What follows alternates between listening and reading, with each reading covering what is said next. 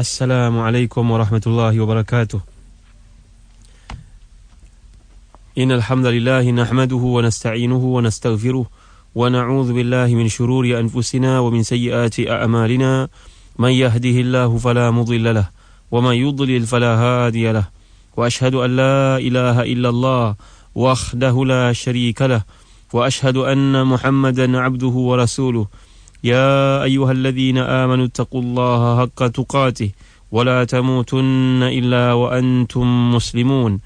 يا أيها الناس اتقوا ربكم الذي خلقكم من نفس واحدة وخلق منها زوجها وبث منهما رجالا كثيرا ونساء واتقوا الله الذي تساءلون به والأرحام إن الله كان عليكم رقيبا. يا أيها الذين آمنوا اتقوا الله وقولوا قولا سديدا يصلح لكم أعمالكم ويغفر لكم ذنوبكم ومن يطع الله ورسوله فقد فاز فوزا عظيما. أما بعد.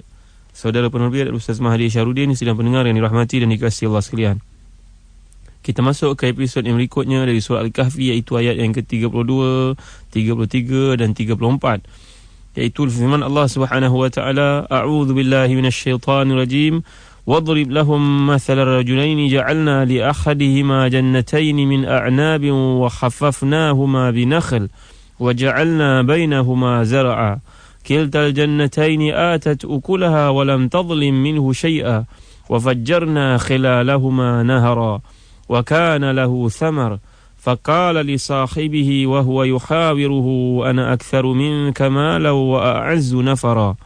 Sadaqallahul azim. Maksudnya, dan berilah kepada mereka sebuah perumpamaan, iaitu dua orang lelaki yang telah kami jadikan bagi seorang di antara keduanya yang kafir dua buah kebun anggur, dan kami kelilingi kedua kebun itu dengan pohon-pohon korma, dan di antara kedua kebun itu kami buatkan ladang. Kedua buah kebun itu menghasilkan buahnya, dan kebun itu tiada kurang buahnya sedikit pun. Dan kami alirkan sungai di celah-celah kedua kebun itu, dan dia mempunyai kekayaan yang besar. Maka dia berkata kepada kawannya yang beriman ketika dia berkata-kata dengannya, hartaku lebih banyak dari hartamu, dan pengikut-pengikutku lebih kuat. Dalam ayat Allah Subhanahu wa taala di episod yang baru ni meneruskan tentang bandingan manusia di sisi Allah Subhanahu wa taala. Kata Ibn Ashur dalam tafsirnya, ayat Allah Subhanahu wa taala di sini ataf di atas ayat sebelum ini, wa qulil haqqu mir rabbikum faman syaa'a falyu'min wa man syaa'a falyakfur. Allah Subhanahu wa taala nak menggambarkan satu benda yang bersifat mahsus. Mahsus ini tamsil halin mahsusin bihalin mahsus. Allah SWT nak menggambarkan apa dalam ayat yang sebelum ini, bahawa manusia ini keadaannya tidak ubah seperti seorang yang beriman, yang yakin dengan keimanan kepada Allah SWT, dengan seorang yang kufur kepada Allah SWT. Dan ayat ini, ayat yang sedang kita bincangkan, ayat 32, 33, 34, sebenarnya kata Ibn Atiyah Al-Andalusi berlaku kepada seorang yang hidup pada zaman Nabi SAW. Iaitulah dua orang yang seorangnya mereka ni merupakan adik-beradik. Seorang beriman kepada Allah dan seorang lagi ingkar. Seorang yang namanya Al-Aswad bin Abdul Ashad. Al-Aswad bin Abdul Ashad ini merupakan kafir. Dan juga adiknya merupakan seorang Muslim, iaitu Abu Salamah. Abu Salamah Abdullah bin Abdul Ashad.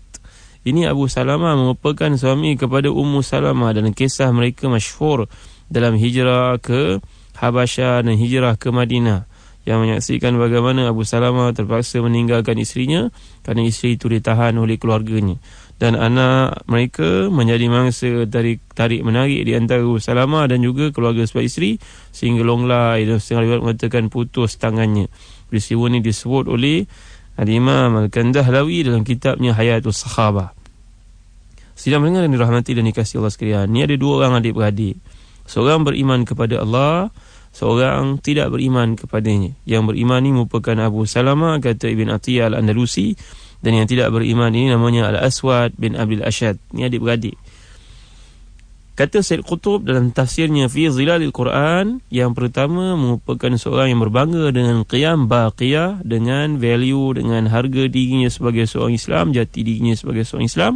Manakala yang kedua, kafir kepada Allah Subhanahu wa taala, memakai qiyam yang zailah, qiyam yang faniyah, memakai value, harga diri sebagai seorang yang engkar pada Allah Subhanahu wa taala, tidak dipedulikan pandangan yang dikemukakan oleh adiknya. Lihat dalam ayat ini, dia menampakkan, menjelaskan dengan angkuhnya bahawa kedudukannya sebagai seorang kaya akan melindunginya daripada seksa Allah Subhanahu wa taala. Ialah orang yang tidak beriman, apa peduli dia kepada peringatan-peringatan bahawa Allah mampu mengenakan hukuman kepada kamu, dia peduli apa? Dia memang orang tidak beriman daripada awal lagi. Jadi dalam ayat yang digunakan, yang dibawakan menerusi episod ini, nak menampakkan kepada kita tentang gambaran manusia tidak lari daripada dua keadaan, kata Said Qutb. Sama ada seorang itu merupakan yang beriman kepada Allah Subhanahu wa taala ataupun orang yang ingkar padanya. Bila Ibn Atiyah menjelaskan dalam tafsirnya, bila Abu Salamah mengingatkan abangnya yang bernama Al-Aswad supaya dia beriman kepada Allah Subhanahu wa taala, apa jawapannya? Jawapannya, wa kana lahu thamar faqala li sahibihi wa huwa yuhawiruhu ana aktsaru minka mala wa a'azzu nafara. Kamu tak payah nak mengajak aku kepada keimanan kepada Allah Subhanahu wa taala. Madailah engkau lihat harta yang dikurniakan kepada aku dan juga kekuatan anak-anak dan juga penyokong-penyokong aku. Kamu tak perlulah nak mengajak aku kepada satu kehidupan yang benar, yang sebenarnya aku telah dianugerahkan segala limpahan kurnia oleh Tuhan, kata-katanya. Dan sebenarnya ayat Allah Subhanahu wa taala, ayat yang ke-50 hingga 52 daripada surah As-Saffat, menjelaskan kesudahan kedua-dua golongan ini, kedua manusia ini. Iaitulah firman Allah Subhanahu wa taala, fa aqbala ba'dhum ala ba'dhi yatasaalun qala qailun minhum inni kana li qarin yaqulu innaka laminal musaddiqin. Ayat ini kesinambungan daripadanya, hujungnya, akhirannya dijelaskan dalam ayat di surah As-Saffat. Iaitulah bila dibangkitkan kelak, maka berkatalah satu pihak, alangkah ruginya aku dahulu dekat dunia, aku tidak menjadi orang yang bagi sedekah. Macam mana nak bagi sedekah kalau aku sendiri tidak masuk Islam, tapi kekesalan itu tidak memberi apa-apa manfaat lagi pada waktu itu. Artinya ayat Allah Subhanahu wa taala dalam surah ini ditafsirkan oleh ayat dari surah yang lain. Itulah dia kedudukan Al-Quran, perlu kita lihat secara holistik, keseluruhannya. Satu ayat mentafsirkan yang lain, mangkali ayat mentafsirkan dalam surah yang lain yang jauh daripada surah yang sedang kita bincangkan. Ini pandangan oleh Ibn Atiyah. Sebenarnya pandangan oleh Ibn Abbas dan kebanyakan ulama mufassirin sebenarnya tidaklah difokuskan kepada sesiapa pun. Kalau cerita tentang Abu Salamah dan juga abangnya Al-Aswad, peristiwa ini tentu berlaku di Taif. Di Taif ini kalau kita lihat, tidaklah seperti yang digambarkan oleh ayat Allah Subhanahu wa taala di sini. Memang Taif merupakan kawasan yang subur, tanah tinggi. Ada pokok-pokok anggur yang banyak padanya. Ada pokok-pokok korma. Tetapi dalam gambaran ayat Allah Subhanahu wa taala di sini adalah bersifat umum. Pernah berlaku sama ada pada zaman Nabi atau sebelumnya, tetapi iktibarnya al-ibratu bi umumil lafzi la bi khususis sabab. Ibrah, pengajaran daripada ayat seperti ini kepada kita semua untuk kita ambil pengajaran, dan dia tidak berlaku kepada golongan yang tertentu. Nak kata peristiwa ini berlaku pada zaman Nabi SAW kepada sahabat namanya Abu Salamah dengan abangnya Al-Aswad, wallahu alam. Kata Ibn Abbas dalam satu pandangan dikemukakan oleh Ibn Kathir, sebenarnya merujuk kepada semua manusia yang ingkar kepada Allah SWT bila datang peringatan kepadanya. Said Qutb membahaskan perkara ini menerusi kitab tafsirnya Fi Zilalil Quran, dan ayat Allah Subhanahu wa taala yang berikutnya memberi penjelasan lanjut kepada apa yang berlaku. Bila seorang ini mengingatkan saudaranya dalam kata-katanya, wa dakhala jannatahu wa kana lahu thamar faqala li sahibihi wa huwa yuhawiruhu ana aktsaru minka mala wa a'azzu nafara. Kata yang kafir ini, aku memiliki kekayaan besar. Lalu kepada kawannya yang beriman ini dia berkata, aku memiliki harta yang cukup banyak dan pengikut-pengikutku pula kuat. Wa dakhala jannatahu wa huwa zalimun li nafsihi qala ma adhunnu an tabida hadhihi abada. Bila dia memasuki kebunnya sedangkan dia zalim terhadap dirinya sendiri, barulah dia sedar dan keluarlah daripada mulutnya kata-kata penyesalan, aku kira kebun ini tidak akan binasa selama-lamanya. Wa ma adhunnu sa'ata qa'imah wa la uridu ila rabbi la ajidanna khairan minha munqalaba. Dan aku tidak mengira hari kiamat itu akan datang, dan jika sekiranya aku dikembalikan kepada Tuhanku, pasti aku akan mendapat tempat yang lebih baik daripada kebun-kebun itu.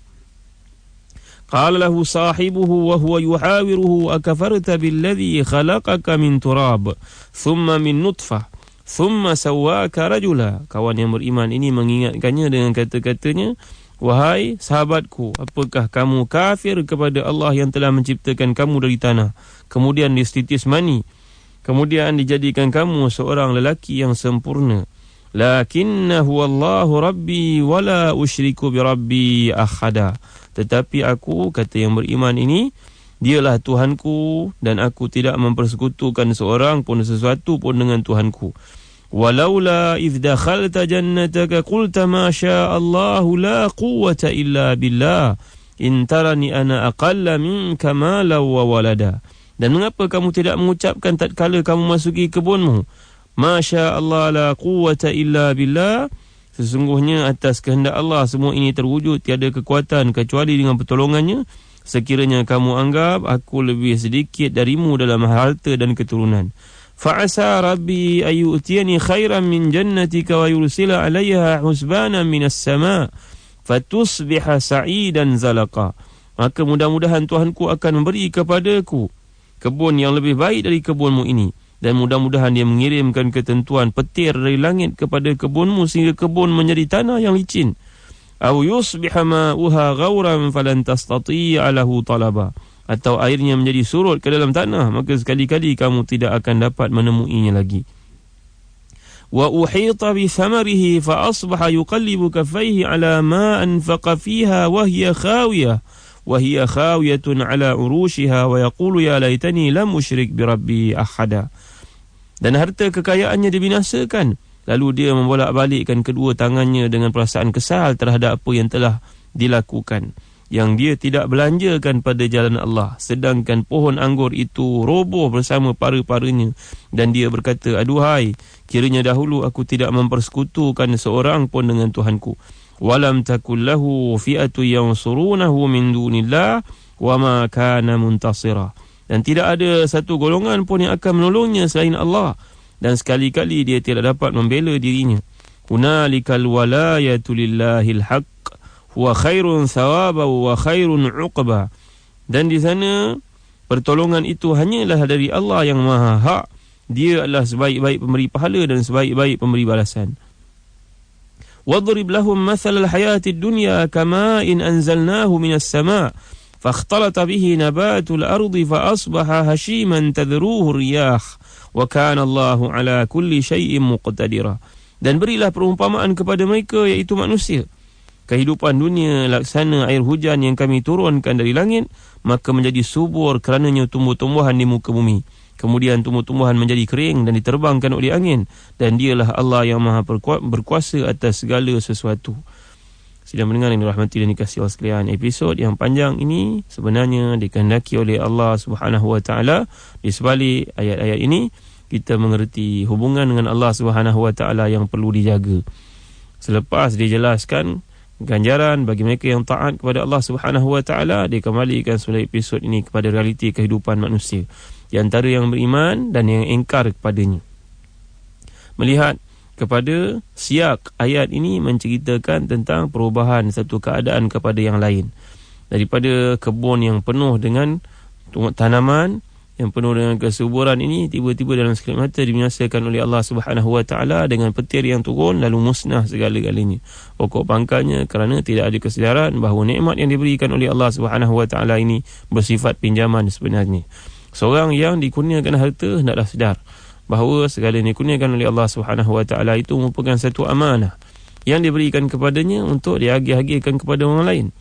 Maka akan harmonilah dan amanlah dunia apabila harta yang diperolehi itu disampaikan kepada pihak yang berhak untuk memperolehinya, bukan untuk dikumpulkan dan juga ditahan daripada orang-orang miskin untuk memperolehinya. Jadi ayat Allah Subhanahu Wa Taala dalam episod kali ini dari ayat ke-32 hingga ayat ke-44, dalam 12 ayat ini nak menggambarkan kepada kita satu realiti kehidupan, satu sikap manusia antara yang beriman kepada Allah Subhanahu Wa Taala dengan penuh keyakinan mengingatkan saudaranya. Dan ini telah kita belajar dalam metodologi dakwah menerusi pandangan yang dikemukakan oleh Syekh Ali Abdul Halim Mahmud dalam kitabnya bertajuk Fiqh Ad-Da'wah Al-Fardiyah. InsyaAllah dalam kuliah akan datang kita akan lihat lanjutan daripada apa yang difirmankan oleh Allah Subhanahu Wa Taala di sini sebagai satu kesedaran untuk kita, antara yang memakai al-qiyam az-zailah, memakai value-value yang bakal pudar dan juga lenyap daripada diri, berbanding dengan seorang yang memakai al-qiyam al-baqiyah, yang iaitu mencari ridha Allah Subhanahu Wa Taala. Segala perkara dibina di atas asas tauhid, bahawa kesedaran dalam dirinya segala ini merupakan pinjaman dan Allah bakal mempersoalkan terhadapnya di akhirat kelak. Mudah-mudahan kita semakin mengerti mesej yang dikemukakan Al-Quran ini, nak menjadikan kita khalifah Allah yang sebenar-benarnya. InsyaAllah dalam kuliah akan datang kita akan lihat ayat ke-46 dari surah Al-Kahfi, bagaimanakah peranan anak, peranan harta bagi mengelakkan diri kita mendapat musibah, hanya mendapat balasan yang buruk daripadanya bila gagal menggunakan pada perkara ketaatan. Anak-anak sebagai contoh merupakan amanah Allah. Bila gagal digunakan, dia menjadi fitnah. Dalam beberapa ayat untuk dikaitkan dengan ayat ke-46 dari surah Al-Kahfi ini. Wallahu a'lam. Wa sallallahu ala sayyidina Muhammad wa ala alihi wa sahbihi wa baraka wa sallam. Wassalamualaikum warahmatullahi wabarakatuh.